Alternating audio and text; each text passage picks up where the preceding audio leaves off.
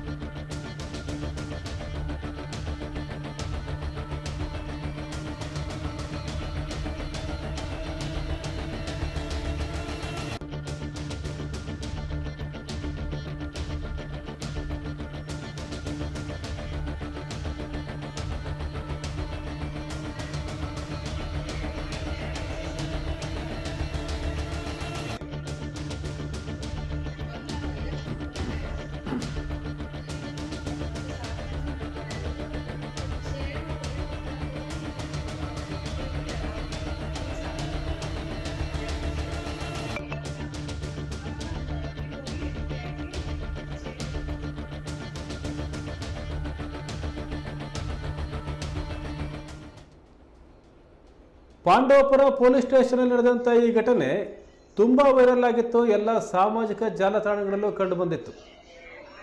ಹಾಗಾಗಿ ಈ ಕುರಿತಂತೆ ಮಂಡ್ಯ SP ಅವರೇ ಸ್ವತಃ ಸ್ಪಷ್ಟನೆ ಕೊಟ್ಟಿದ್ದಾರೆ. ಏನಾಗಿದೆ ಅಂದರೆ, ಪಟ್ಟಣದ ಹಿರೋಡಿ ಬೀದಿಯ PS ಜಗದೀಶ್ ಅವರ ಮಗ ಸಾಗರ್ ಈತ ಪೊಲೀಸ್ ಪೇದೆ ಮೇಲೆ ಹಲ್ಲೆ ನಡೆಸಿದ್ದಾರೆ ಅಂತ ಹೇಳಲಾಗಿದೆ. ಜಮೀನಿನ ವಿಚಾರವಾಗಿ ಲಕ್ಷ್ಮೀನಾರಾಯಣ್ ಅವರು ಸಾಗರ್ ವಿರುದ್ಧ ದೂರು ಕೊಟ್ಟಿದ್ದರು. ಇದರ ಸಂಬಂಧ ಇಬ್ಬರನ್ನು ಪೊಲೀಸ್ ಠಾಣೆಗೆ ಕರೆಸಲಾಗಿತ್ತು. ಸಾಗರ್ ಮತ್ತು ಲಕ್ಷ್ಮೀನಾರಾಯಣ್ ಇವರ ನಡುವೆ ಮಾತಿನ ಚಕಮಕಿ ಬೆಳೆದಿದೆ. ಕೈ ಮಿಲಾಯಿಸುವಂತಕ್ಕೂ ಹೋಗಿದೆ. ಆಗ ಜಗಳ ಬಿಡಿಸೋಕೆ ಅಂತ ಕಾನ್ಸ್ಟೇಬಲ್ ಅಭಿಷೇಕ್ ಬಂದಿದ್ದಾರೆ. ಆವಾಗ ಸಾಗರ್ಗೆ ಒಂದೇಟು ಹೊಡೆದಿದ್ದಾರೆ ಅವರು ಜಗಳ ಬಿಡಿಸ್ಬೇಕು ಅಂತಾಗ.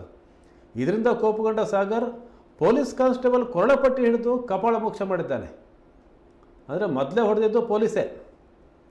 ಈ ಕುರಿತಂತೆ SP ಅವರು ಮಲ್ಲಿಕಾರ್ಜುನ ಬಾಲ್ದಂಡಿ ಅವರು ಮಾಹಿತಿ ಕೊಟ್ಟಿದ್ದಾರೆ.